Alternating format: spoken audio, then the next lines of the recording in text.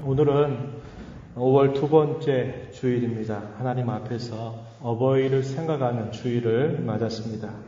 가슴에 꽃을 거신 여러분들 축하를 드립니다. 그리고 여러분들을 축복합니다.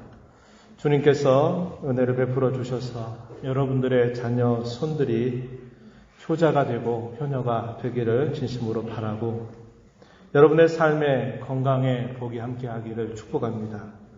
또 영적인 총명함을 하나님께서 끝까지 더해주셔서 늘 하늘나라의 소망을 가지고 살아가시는 어버이들이 되기를 진심으로 빕니다. 오늘도 가정에 대한 말씀들을 계속적으로 함께 여러분들과 나누고 싶습니다.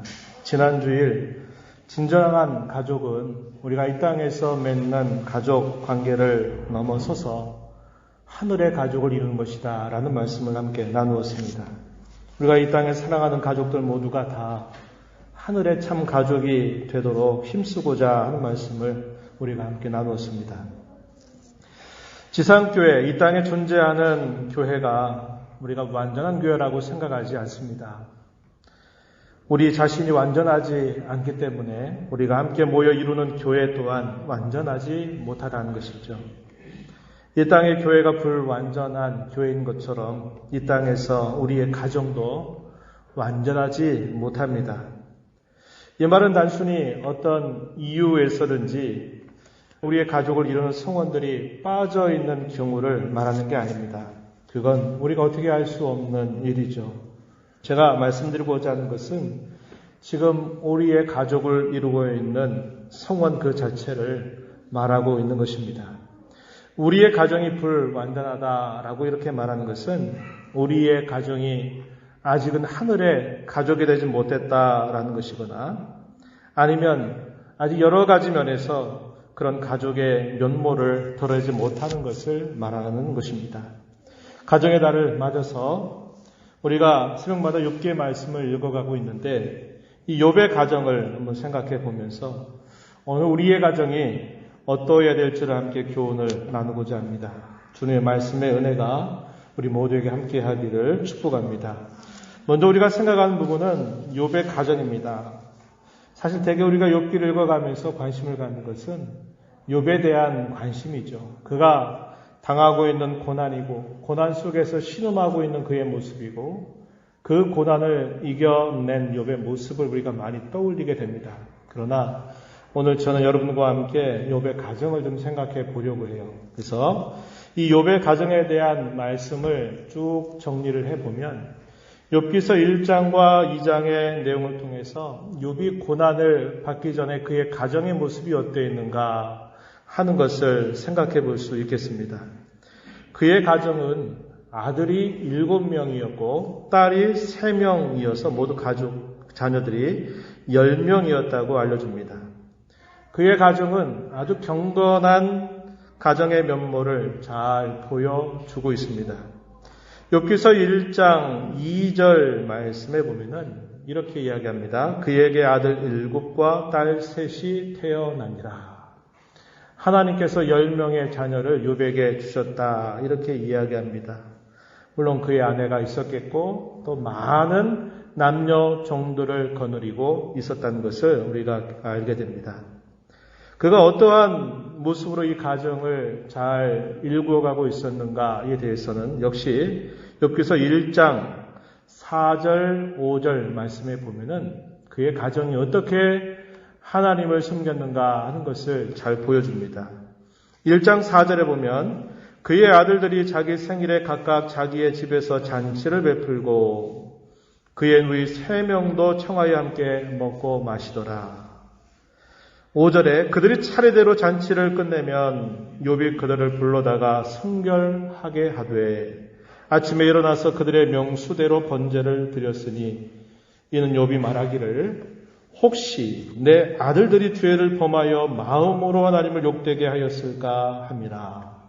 그러면서 말해주기를 욥의 행위가 항상 이러하였더라. 이렇게 이야기합니다. 그냥 한 번, 두 번 행사성 그런 일로 이렇게 한번 하고 만 것이 아니라 늘 범사가 그러하였다라고 이야기합니다. 사실 돌아보면 우리가 5월 가정의 달을 맞게 되면 그때 비로소 부부의 관계를 또 생각해 보게 되고 부모와 자녀의 관계를 생각해 보게 되는 일들을 하게 됩니다. 그래서 참 행사적인 면으로 또 한 번 생각하고 또 잊고 살다가 이렇게 하는 일들을 자주 반복하는 것을 봅니다. 그런데 욥의 행사는 늘상 이러하였다라고 말합니다. 자신뿐만 아니라 자신의 자녀들이 혹여나 마음으로라도 하나님을 향하여 하나님의 영광을 가리거나 죄를 범하게 되는 일이 있을까 항상 염려하는 마음으로 항상 좋은 일이 있고 나서 그 잔치를 마치고 난 다음에는 항상 그 자녀들의 수를 따라서 번제를 드리기를 힘썼다라고 이야기하고 있습니다. 이 욥의 가정은 어쩌면 하늘 가족의 좋은 면모를 잘 보여주고 있다 이렇게 우리가 여길 수 있겠습니다. 욥기서 42장 오늘 우리가 읽어간 이 본문 내용들을 중심으로 보게 되면 욥의 가정이 어떻게 되었다 하는 그 결말에 대한 이야기를 오늘 본문이 우리에게 소개해 주고 있습니다. 그의 가정은 처음의 가정보다도 갑절의 은혜를 받았다라고 이렇게 소개를 해주고 있습니다. 욥기서 42장 10절 말씀에 보면은 그렇게 말하죠. 끝부분에 여호와께서 욥에게 이전 모든 소유보다 갑절이나 주신지라 2배로 더해 주셨다라고 이야기하고 있습니다. 욥이 고난을 받고 난 다음에 그의 가정이 어떤 변화를 겪게 되었는지 그 결과가 무엇인지를 우리가 읽은 본문은 잘 소개해 줍니다. 갑절의 은혜를 받았다 이렇게 말합니다. 우리가 이 말씀을 읽으면서 우리는 또 이런 부분을 조심해야 되겠죠. 욥처럼 하면 다 갑절의 복을 받는구나 이렇게 생각하는 것은 늘 우리가 조심해야 한다는 것입니다. 분명한 것은 뭡니까? 하나님께서 욥의 처음 가정보다도 그가 고난을 견디고 그 고난을 지나고 난 다음에는 그보다 더한 큰 은혜를 그의 가정이 받았다라는 것을 이야기해 준 것입니다. 42장 12절 13절 말씀에 보면은 이렇게 이야기합니다. 여호와께서 욥의 말년에 욥에게 처음보다 더 복을 주시니 그가 양 14,000 낙타 6,000 소 1,000결이 암낙이 1,000을 두었고 또 아들 7 딸 3을 두었다 이렇게 알려주고 있습니다. 우리가 1장의 내용과 비교해서 보게 되면 이 1장의 내용에서 받는 것보다 딱 2배입니다. 그가 소유하고 있었던 모든 가축의 수가 1장에서 이야기하는 것에 딱 2배가 되는데 자녀에 관한 한 똑같다라는 것을 확인하게 되죠. 왜냐하면 처음에 주셨던 10 자녀들은 우리가 잘 아는 바와 같이 큰 재난으로 인하여 갑작스럽게 자녀들이 다 죽게 되는 어려움을 당했습니다. 그런데 하나님께서 고난을 당하고 난 다음에 고난이 지나가고 난 다음에 욥의 가정에 또다시 처음과 동일한 자녀의 수를 준 것입니다. 짐승들은 이 땅에서 살다가 죽으면 흙으로 돌아가는 과정을 거치지만 사람은 어떤 존재입니까? 죽으면 흙으로 돌아가 끝나는 것이 아니라 그의 영혼이 영원한 나라에 가게 된다는 것입니다. 욥의 자녀들이 하나님을 경외하는 자녀들이었기에 그들은 갑작스러운 재난으로 인하여 죽음을 당하게 되지만 그들은 하늘에 속한 자들이 되어서 영원한 천국에 그들이 있다는 것을 확인하게 됩니다. 그 자녀들이 욥의 곁을 떠나가지만 고난이 지나고 난 다음에 이 욥에게 또다시 처음과 동일한 자녀의 수를 주시는 겁니다. 이 자녀들 또한 이 땅에 한평생을 살다가 영원한 하나님의 나라에 이르게 될 겁니다. 그래서 그것도 보게 되면 결국 갑절이다 이 말이죠. 사람과 짐승의 차이가 바로 여기에 있다는 것을 우리는 분명히 알게 됩니다. 사람은 죽음으로 끝나는 것이 아니라 죽음 이후에 영원한 세계에 가게 된다는 것을 분명하게 보여주고 있다는 것을 알게 되죠. 그 결과가 우리에게 보여주는 것은 장수와 번역의 복을 계속적으로 누리게 됐다는 것을 보여주고 있다는 것입니다. 우리가 읽은 본문 42장 16절과 17절 마지막 2절을 보게 되면 이렇게 말하죠. 욥이 140년을 살면서 아들과 손자 4대를 보았다. 욥이 늙어 나이가 차서 죽었다. 이렇게 말합니다. 고난으로 인하여 죽을 것 같았던 그 욥은 그 고난으로 죽음을 당한 것이 아니라 회복이 되었고 하나님께서 주신 그 수명을 잘 살다가 평안히 돌아갔다라고 이렇게 알려주고 있는 것입니다. 이것 또한 우리가 이런 생각을 하면 안 되겠죠. 모두가 다 그렇게 된다라는 것을 보여주는 것은 아닙니다. 하지만 이 땅에서 하나님을 경외하면서 이런 복을 받는다라는 것은 장차 주어질 영광의 영광의 일부를 지금 이 땅에서 맛보는 기쁨이라는 것은 아주 분명한 것입니다.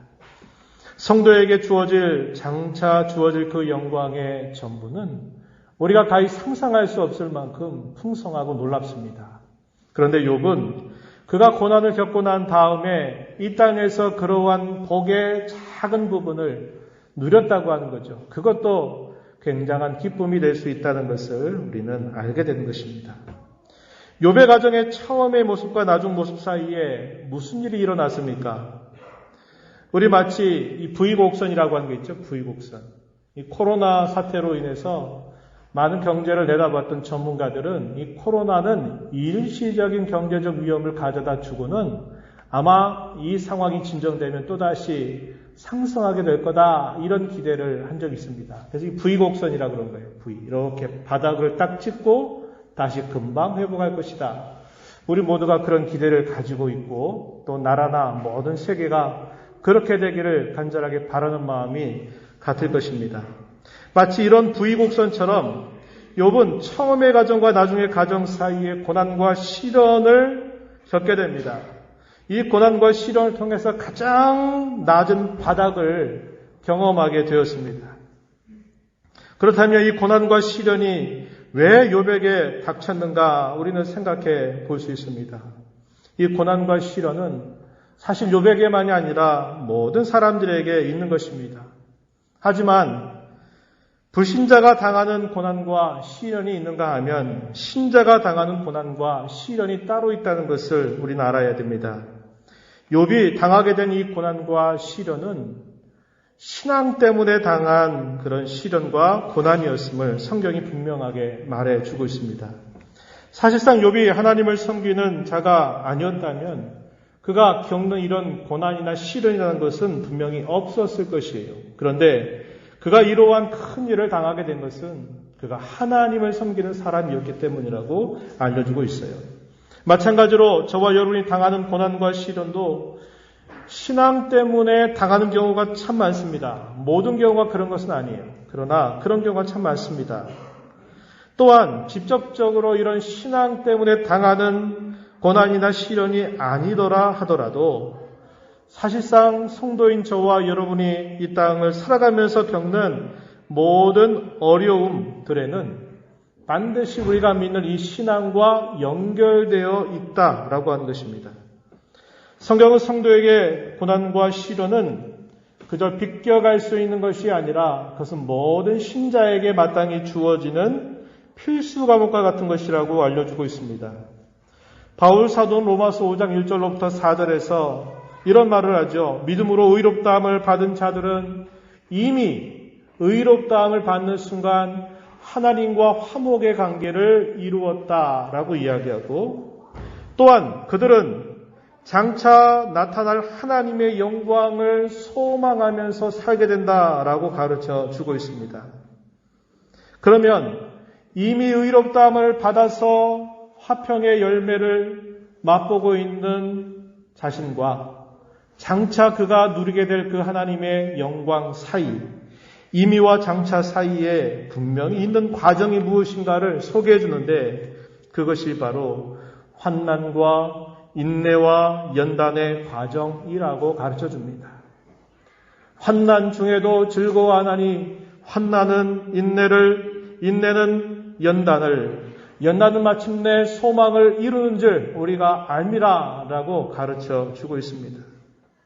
이와 같이 이 땅의 구원을 받아서 살아가는 모든 성도에게 누구나 다 정도의 차이는 있을지라도 반드시 겪어가는 과정은 환난, 어려움, 시련이라고 하는 것이 있다는 것이고 그걸 통해서 우리는 인내를 배우게 되고 그 인내는 우리에게 연단 훈련을 이루어서 마침내 우리에게 하나님의 영광을 맛보게 하도록 이끌어 준다고 가르쳐 주고 있는 것입니다. 하나님을 섬기는 가정이라고 이러한 것들이 비껴가는 것이 결코 아닙니다. 우리가 잘 아는 시편 가운데 또 노래로도 많이 알려져 있는 곡이죠. 시편 121편 7절 8절 말씀, 이런 말씀이 있어요. 여호와께서 너를 지켜 모든 환난을 면하게 하시며 또 내 영혼을 지키시리로다. 여호와께서 너의 출입을 지금부터 영원까지 지키시리로다. 이 말씀 우리가 잘 기억하는 말씀입니다. 이것이 노래로도 많이 불려지고 있는 부분이죠. 하나님은 너를 지키시는 자, 모든 환난에서 너를 명쾌하시며, 이렇게 노래로 지어져 부르는 곡입니다. 근데 이 말씀이 번역에 오해가 있어가지고 우리가 이것을 잘못 이해하게 되면 하나님을 잘 섬기는 사람은 모든 환난으로부터 비껴간 것이구나 라고 우리에게 알려주는 것 같아요. 그런데 성경이 이걸 말해주는 게 아니라 이것은 번역이 잘못된 겁니다.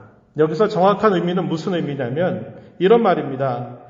모든 환난이 잘 믿는 성도를 비껴가는 게 아니라 성도도 모든 환난을 당하게 되는데 그 환난으로부터 하나님께서 그를 지키시고 보호해 주신다라고 하는 내용이라고 하는 것입니다. 여호와께서 너를 지켜 모든 환난으로부터 너를 지켜주시며, 이렇게 이 말을 이해하는 것이 맞다 이 말입니다. 이와 같이 욥이 당한 이 고난과 시련은 신앙 때문에 그런 것입니다. 이 신앙 때문에 사탄이 욥을 흔들어 대었던 것이죠. 그래서 그가 말할 수 없는 고난을 당하게 된 것입니다. 욥이 서 있었던 그의 자리는 어떤 자리였을까요? 그는 자녀들에게 있어서는 아버지입니다. 그의 아내에 대해서는 그는 남편으로서 그의 가정의 가장이었습니다. 뿐만 아니라 그는 많은 남녀 종들을 거느리는 주인으로서 역시 가장 역할을 감당하는 사람이었습니다. 동시에 그는 하나님을 알고 경외하고 섬기는 가정의 신앙 가장이기도 했다라고 하는 것입니다. 욥은 아주 오래전의 인물입니다. 거의 아브라함 시대의 인물로 추정하기 때문에 그 당시에는 우리가 잘 아는 왕이라고 하는 직분이라든지 또 제사장의 직분이라든지 이런 선지자의 직분이 나누어지지 않은 때입니다. 그래서 당시 이 가장은 때로는 왕으로서, 때로는 선지자로서, 때로는 제사장으로서 그 역할들을 다 감당해야만 했다 하는 것입니다. 그러한 욥에게 극심한 고난과 시련이 그에게 닥치게 된 것입니다. 사탄은 욥의 신앙을 공격했습니다. 그가 가지고 있는 신앙이 과연 어떤 신앙인가를 분명히 증명해 내어야만 했던 것입니다. 사탄이 여호와 하나님 앞에 그런 말씀을 했죠. 욥이 까닭없이 하나님을 경외할 리가 결코 없습니다. 하나님께서 그의 집, 그의 모든 소유물을 울타리로 둘러주시기 때문이 아니겠습니까? 만약에 주님께서 그의 손으로 하는 바를 복되게 하셨던 그 모든 것들, 소유물들을 다 쳐버리신다면 그도 역시 하나님을 경외하지 않게 될 것입니다. 이렇게 말을 하면서 욥이 극심한 고난을 당하게 된 것입니다. 욥의 신앙은 과연 조건이었을까? 수단이었을까? 아니면 그의 신앙은 그 자체가 과연 목적이었을까? 이것을 증명해 내야만 했습니다. 잘 먹고 잘 살기 위해서 하나님을 섬기는 것을 수단 삼아서 하나님을 섬기는 척 한 것인지, 아니면 그가 가지고 있는 소유와 상관없이 하나님을 진심으로 믿고 섬기는 것인지를 그는 증명해 내어야만 했다고 하는 것입니다. 사탄의 공격은 욥에게 닥친 대로 거세일 수도 있겠지만 때로는 아주 은밀하고도 달콤한 방식으로 성도들을 향해서 공격해 올 수도 있다는 겁니다. 어쨌거나 사탄의 공격은 과연 하나님을 믿는다는 것, 하나님을 경외한다는 것이 무엇인지를 가려내는 역할을 하게 됩니다. 욥은 이 사탄의 공격 앞에서 자신의 신앙을 증명해 내어야만 되었던 것처럼 오늘 저와 여러분도 이런 고난과 시련들 앞에서 우리의 신앙의 어떠함을 잘 증명해 내어야만 하는 것입니다. 사탄은 구체적으로 욥을 흔들어 대기 시작합니다. 그의 가정을 송두리째 흔들어 버린 것입니다. 그가 가지고 있는 모든 소유들을 다 빼앗아 가버렸고 그의 사랑하는 자녀들 10명을 재난을 통해서 그의 자녀들을 다 데려갔다는 것입니다. 그의 가정의 근간부터 송두리째 흔들려 버리고 만 것입니다. 마침내 그 공격은 욥 자신을 향해서 다가왔습니다. 욥을 흔들어대기 시작합니다. 욥은 처음에는 격전지로 내몰렸어요. 그의 가정에 일어난 그 풍파로 인해서 그는 그 싸움의 격전지 앞에 내몰리게 되지만 그러나 시간이 흘러가면서 결국은 욥 그 자신이 격전지가 되어 버렸다고 하는 것입니다. 싸움의 치열한 현장에 그가 몰려간 정도가 아니라 욥 자신, 그 자신의 처지, 그 자신의 모습 자체가 바로 격전지와 같은 상황으로 바뀌어 버리도록 사탄은 마구 이 욥을 공격해 되었던 것입니다. 우리도 마찬가지입니다. 처음에는 우리가 처해져 있는 자리, 이 상황을 계속 흔들어 대기 시작합니다. 그리고 나중엔 어떻게 합니까? 결국 그걸 통해서 우리 자신을 막 흔들어 대는 일들을 끊임없이 사단은 우리에게 행하고 있는 것입니다. 고난으로 인하여 그의 가정에 어떤 변화가 일어났는지 우리는 욥기서 말씀을 통해서 짚어볼 수 있겠어요. 욥기서 1장 18절 19절 말씀에 보게 되면 그의 사랑하는 자녀들이 다 한순간에 죽음을 당하게 돼서 자녀들을 다 잃어버리는 큰 슬픔을 당하게 됨을 알려주고 있어요. 욥기서 2장 9절에 가게 되면 그의 곁에 함께했던 그의 아내마저도 등을 돌려서 욥에게 이렇게 말하죠. 당신이 그래도 자신의 온전함을 굳게 지키느냐 하나님을 욕하고 죽어라 이렇게 말을 하게 됩니다. 그래서 이 고난으로 인하여 욥의 가정은 근간 전체가 다 흔들려 버리기 시작했고 그의 자녀들을 다 떠나 보내야만 했고 그의 곁에 함께했던 아내마저도 그를 향하여 등을 돌려서 그를 결국 하나님 욕하고 떠나라 죽어버려라 이렇게 말하는 그런 상황으로 돌변하게 된 것입니다.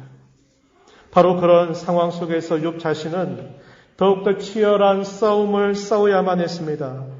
욥은 홀로 그 자신과 그의 가정을 지켜내어야만 했습니다.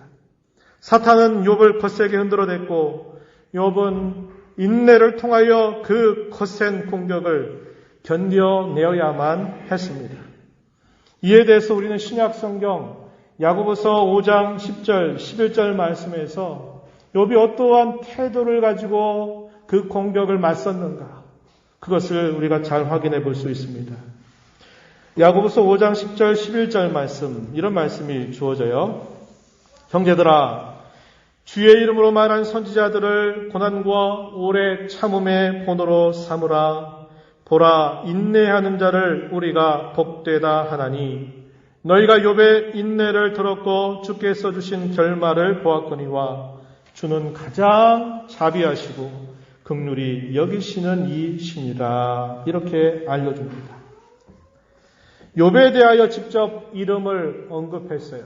이 욥은 인내의 표상이다 라고 소개한 것 같습니다. 뭐라고 말합니까? 인내하는 자를 복되다 라고 이야기하면서 욥의 인내를 너희가 잘 듣고 있지 않느냐 이렇게 말합니다. 또한 주께서 그에게 주신 결말 그것이 무엇인가를 너희가 잘 보았다라고 이야기하면서 주는 가장 자비하시고 긍휼히 여기시는 분이시다 이렇게 소개를 해주고 있습니다.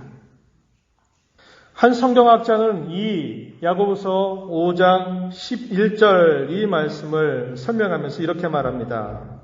욥은 전투에서 보여준 인내, 그것을 가지고 있었다. 또 한편으로는 기다림 속에서 보여준 인내가 있었다. 그래서 그는 이 고난이라고 하는 이 막대한 공격을 그는 이겨낼 수 있었다라고 이야기해주고 있습니다. 욥은 고난과 시련을 겪어가면서 그는 성장하고 성숙한 열매를 맺게 된 것입니다. 이것이 욥기서 전체가 우리에게 보여주는 이야기입니다. 이제 우리가 함께 생각해 보는 부분은 우리의 가정이 공사 중에 있다라고 하는 말입니다. 이 공사 중이라고 하는 말, 길을 걷다가 보면은 간간히 이 공사 중이라고 하는 푯말이 놓여져 있는 것을 우리가 보곤 합니다. 무슨 말일까요? 지금 여기가 공사하고 있으니까 조금만 좀 불편하더라도 기다려 달라, 혹은 양해해 달라라는 뜻으로 이것을 붙여 놓아 놓는 것입니다. 우리는 흔히 사춘기를 지나는 청소년들을 두고서 흔히 그들 향해서 저 아이들은 공사 중이야 라고 이렇게 말하기도 합니다.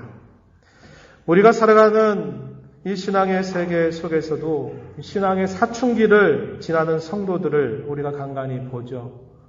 마음은 이건데 행동이 따로 가고, 마음은 이런데 말이 따르게 나가게 되는 그런 경우, 여러 가지 많은 혼란을 경험하는 시기에 있는 성도들을 두고 신앙 사춘기 이렇게 말할 수 있겠고, 역시 그들을 향해서도 역시 공사 중이다 이렇게 말할 수 있을 것 같습니다.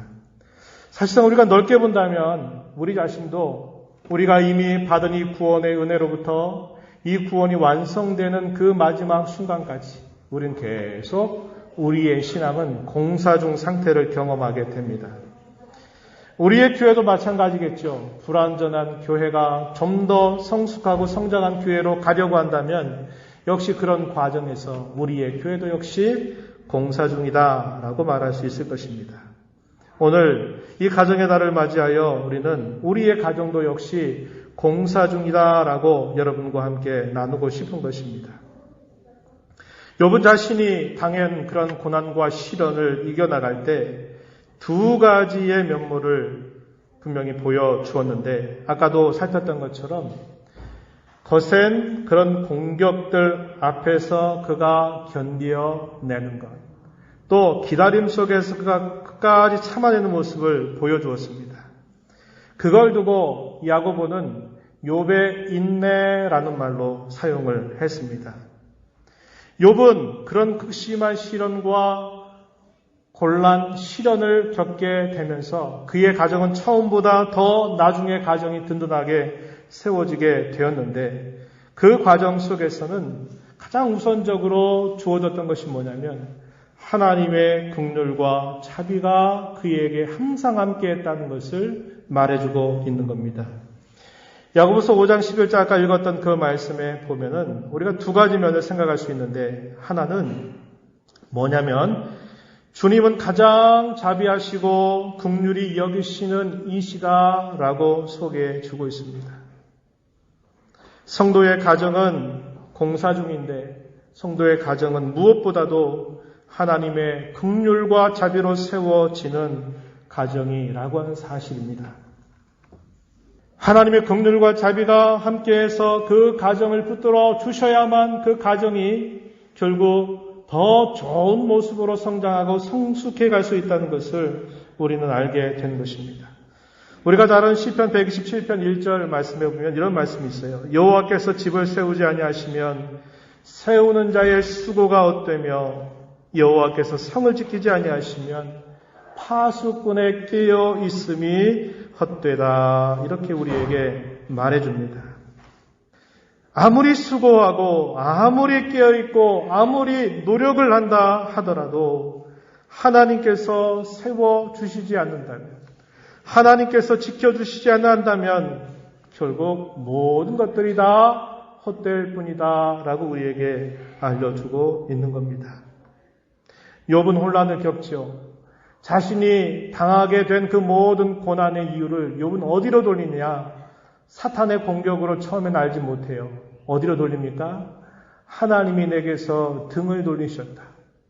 하나님이 내게서 얼굴을 돌리셨다. 하나님이 나를 외면하셨다. 그렇기 때문에 자신이 그 말할 수 없는 고난과 시련을 겪었다고 오해를 했습니다. 그러나 나중에 그가 깨닫는 것은 뭡니까?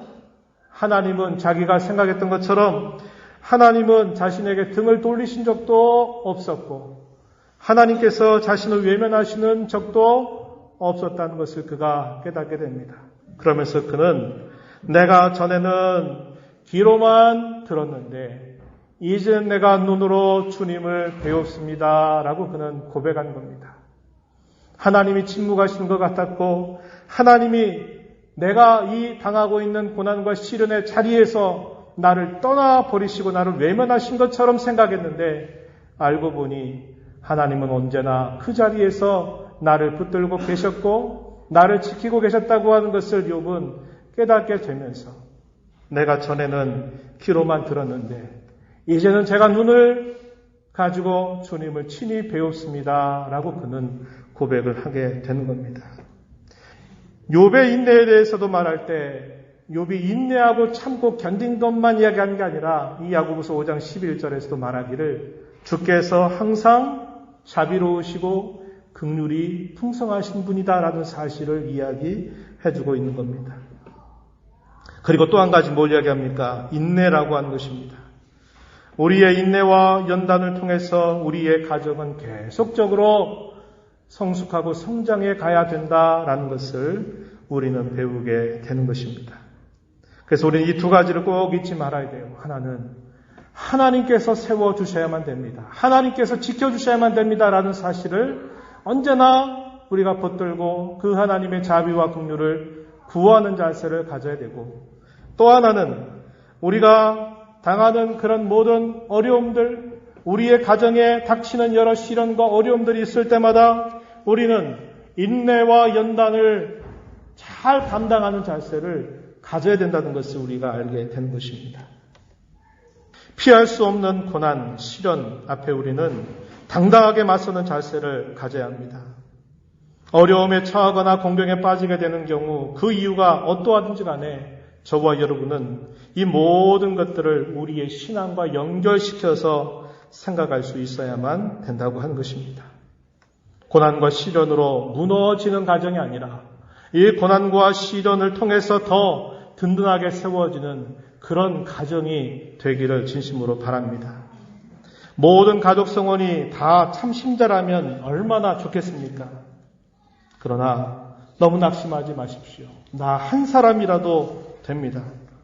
바로 나 자신으로부터 시작하면 됩니다.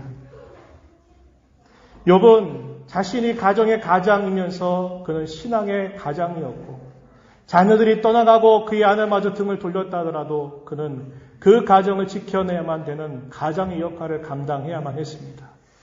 오늘날 어떨까요? 우리의 모든 가족들이 다 하나님을 진실하게 섬기는 신자라면 얼마나 좋겠어요. 그러나 우리 대부분은 그렇지 못합니다. 나는 하나님을 섬기고 있는데 내 자녀는 아직 하나님을 섬기지 못하고 있거나 나는 하나님을 섬기고 있는데 나의 아내는 아직 하나님을 섬기지 못하고 있거나 나의 남편은 아직 하나님을 섬기지 못하고 있는 경우가 많다는 것입니다. 그럴 때 여러분 어떻게 생각하게 될까요? 우리의 가정의 신앙 가장이 바로 누구라고 생각하자? 나다. 내가 바로 우리의 가정의 신앙의 가장이다. 이런 생각을 우리가 갖자고 하는 것입니다. 우리의 가정을 버텨가는 버팀목이 되기를 다짐하고 우리의 가정을 지켜내는 최후의 보루가 바로 나 자신이라고 하는 생각을 가지고서 우리의 가정을 세워나가는 그런 자세를 가지자고 하는 것입니다. 욥 한 사람이 충분했어요. 그가 하나님을 신뢰하고 그가 인내를 가지고 붙잡은 그 일로 그의 모든 가족은 다시 회복이 되고 다시 새로워지는 그런 열매를 맛보았습니다. 오늘 우리의 가족이 다 믿지 않는 것으로 인하여 너무 낙심하지 말고 하나님 나를 먼저 부르셨으니 내가 나의 가정에 신앙의 가장 노릇을 감당하겠습니다. 도와주십시오. 제가 저희의 가정을 바로 세우겠습니다. 저희의 가정을 다시 일으키겠습니다. 하는 이런 거룩한 결심을 가지고 기도하고 시련과 어려움이 닥칠 때 당연히 이 일이 올 일이 올 줄 알고 욥의 인내를 우리가 잘 본받아서 우리의 가정을 든든히 세워가는 버팀목들 되기를 진심으로 축복합니다. 하나님 아버지, 오늘도 저희들에게 말씀을 통하여 고난과 시련을 통해서 우리의 가정이 무너지는 가정이 아니라 다시 세워지는 가정이 되기를 하나님께서 기대하심을 배웁니다. 욥은 자신이 당하고 있는 그 모든 시련들 속에서도 그의 가정을 지켜내는 가장의 노릇을 잘 감당했고 그의 가정의 버팀목이 되어서 마침내 처음보다 더 나은 그런 가정으로 세워가는 일을 감당했습니다. 오늘 하나님 앞에 먼저 부름받은 저희들 또한 우리의 가정의 신앙 가정이 바로 나 자신임을 기억하면서 우리의 가정을 나로 인하여 든든히 세워가게 되는 그 일들을 기대하면서 오늘 주신 말씀을 마음에 새겨 힘써 순종하며 살아가도록 인도하여 주옵소서. 예수님 이름으로 기도하옵나이다. 아멘.